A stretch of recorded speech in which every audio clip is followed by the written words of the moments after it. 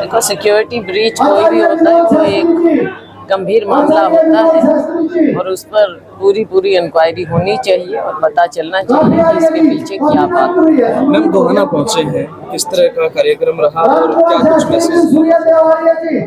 आर्य समाज का ये कार्यक्रम है और जो सामाजिक कुरीतियाँ होती हैं उसके खिलाफ, खास तौर से जो नशा बढ़ता चला जा रहा है उसके खिलाफ बहुत सी बातें हैं, उनको उठाने की बात है, सरकार का ध्यान आकृष्ट करने की बात है। दुख की बात ये है कि जो हमने देखा कि कोविड के समय में भी जिस तरह से शराब बिक रही थी, लोगों की सेहत की परवाह से ज़्यादा शायद इनको अपनी सेहत की परवाह थी, कि उस समय में भी इस तरह शराब बिकी। तो सामाजिक कुरीतियाँ जो हैं उनको हमें दूर करना है और आर्य समाज के माध्यम से, आर्य समाज का हमेशा से ऐतिहासिक रूप से समाज सुधारक का एक कार्य रहा है। आज के दिन फिर से ज़रूरत है तो करें, यहाँ से शुरू करें। स्वामी जी ने जो यहाँ से शुरुआत की है गोहाना से, तो इनको मैं शुभकामनाएं देना चाहूँगी कि ज़्यादा से ज़्यादा लोग ऐसी मुहिम के साथ जुड़ें। तीन स्टेट के जो इलेक्शन जो रिजल्ट आए हैं बड़े हैरान करने वाले हैं, तो उनका जो प्रभाव है हरियाणा की राजनीति में आपकी नज़र में क्या है? इससे हमें और ज़्यादा अब हम ऊर्जा लेकर लोगों के बीच में जाएंगे और लोगों की बात को उठाएंगे। और जो ये सरकार की केंद्र सरकार अभी, क्योंकि पहले लोकसभा चुनाव आना है, इनकी जो गलत नीतियां हैं उनके खिलाफ आवाज़ उठाएं और आने वाले समय में केंद्र में हम कांग्रेस पार्टी को मजबूत करें। और इसी को देखते हुए हम हरियाणा में यात्रा भी करेंगे, पूरे हरियाणा में लोगों को जागरूक करेंगे। राहुल जी का और खड़गे जी का संदेश हम जन जन तक पहुँचाएंगे। मैम, हाल ही में जो है उदयभान जी ने एक बयान दिया है कि आपकी यात्राओं की जो स्टेट कांग्रेस है उसको जानकारी नहीं है या कोई विचार विमर्श नहीं किया है। बताएंगे। लेकिन जब भी कोई प्रतिक्रिया आती है प्रतिपक्ष के लीडर भूपेंद्र सिंह हुड्डा की तरफ से, तो आपका एकदम काउंटर सवाल हो जाता है उनके ऊपर। वो अपने आप को, जैसे उन्होंने कहा कि भी 2 डिप्टी सीएम बनाएंगे, आपने काउंटर किया उनकी बात को। तो काउंटर की बात नहीं है। देखो, कांग्रेस पार्टी के सभी मैं समझती हूँ कि अनुभवी नेता हैं और बड़े सोच समझकर बयान होने चाहिए, क्योंकि कांग्रेस पार्टी ऐसी पार्टी है जो आपने देखा होगा कि पूरे देश में कहीं आपने ऐसा नहीं सुना होगा कि कांग्रेस पार्टी पहले ऐसी अनाउंसमेंट कर दे। तो आश्चर्य की बात हुई।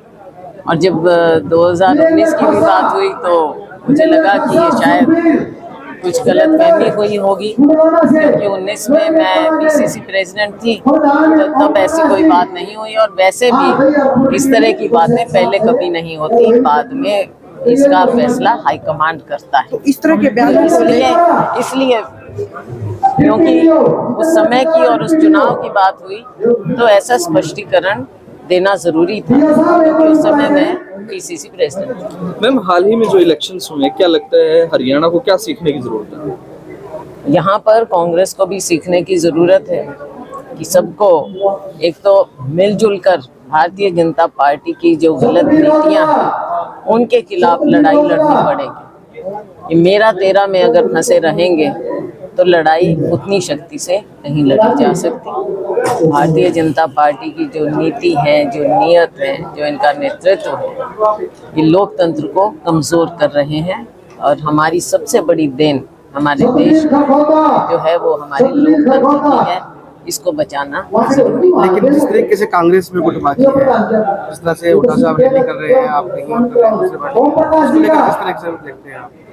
देखो, हम तो कांग्रेस पार्टी की बात कर रहे हैं, कांग्रेस पार्टी को मजबूत करने की बात कर रहे हैं, मेरा तेरा की बात नहीं कर रहे हैं। आप पार्टी भी हरियाणा में जो है यात्रा निकाल रही है, उसको किस तरीके से देखते हैं? आम आदमी पार्टी हरियाणा में यात्रा निकाल रही है। पार्टी सब अपने अपने उसके लिए करते हैं, अलग अलग पार्टियां। तो अभी जो हम बात कर रहे थे पार्टी का देखो हरियाणा में इतना है नहीं। ये पहले ये बता दें दिल्ली में क्या कर रहे हैं, पंजाब में क्या कर रहे हैं। पंजाब में आज तक ना नशा कम हुआ है, ना भ्रष्टाचार कम हुआ है। दिल्ली में देखो भ्रष्टाचार कितना बढ़ गया है, आधे इनके लोग अंदर हैं। चाहिए। जहाँ पर लोगों ने इनको मैंडेट दिया हुआ है, सरकार है, पहले वहाँ के राज्यों का कल्याण करें, वहाँ के लोगों का कल्याण करें। मैम, अगर एक साथ चुनाव होते हैं विधानसभा लोकसभा, क्या कांग्रेस पार्टी तैयार है? कांग्रेस तैयार है, पूरी तरह से तैयार है। कांग्रेस तैयार है क्या? एसआर के ग्रुप, हुड्डा ग्रुप, ये सभी अलग अलग तैयार हैं? हाईकमांड तो एक है ना, फैसला तो हाईकमांड का होता है। लेकिन प्रदेश में जब सरकार हम तो की बात हाईकमांड को करते मानते हैं, जब प्रदेश में सरकार की बात करते हैं, सरकार लाने की बात करते हैं, तब तो अलग अलग बयान, अलग अलग, ये आम आदमी तो देख रहा है कि 2024 में कैसे मतलब सत्ता आएगी आपकी। बात आपकी ठीक है, लेकिन जैसा मैंने कहा, हाईकमांड का जो भी फैसला होता है वो सबको मानना चाहिए और हाईकमांड सर्वोपरि है। आज के दिन देखो, जरूरत है भारतीय जनता पार्टी, आरएसएस, जो इनके लोगों को बांटने की नीतियां हैं, उनके खिलाफ हमको आवाज उठानी चाहिए। और अगर कहीं ना कहीं ये लगे कि हम भारतीय जनता पार्टी के प्रति नरम हैं या कुछ उनके साथ हम कभी मंच पे जाते हैं या क्या, तो लोगों की लड़ाई लड़ने की जरूरत है ना आज के दिन। तो लोगों की लड़ाई कैसे लड़ेंगे अगर उनकी नजरों में ये लगे कि कुछ कमजोरी है या क्या बात। मैम, आप भी प्रदेश अध्यक्ष रहे हैं, उसके बाद भी आप प्रदेश अध्यक्ष हैं, संगठन नहीं खड़ा हुआ था कांग्रेस का। हमें उम्मीद है जल्दी होगा, ये बात तो है, लेकिन अभी हमें उम्मीद है कि जल्दी होना चाहिए। संसद में जिस तरह से चूक हुई, उसमें जो महिला थी, उसमें बेरोजगारी उन्होंने बताया कि बेरोजगारी की वजह से उन्होंने देखो, बेरोजगारी का मुद्दा अलग है। राहुल जी ने भी कहा और हम हमेशा से कहते रहे हैं, राहुल जी इस बात को उठाते रहे हैं।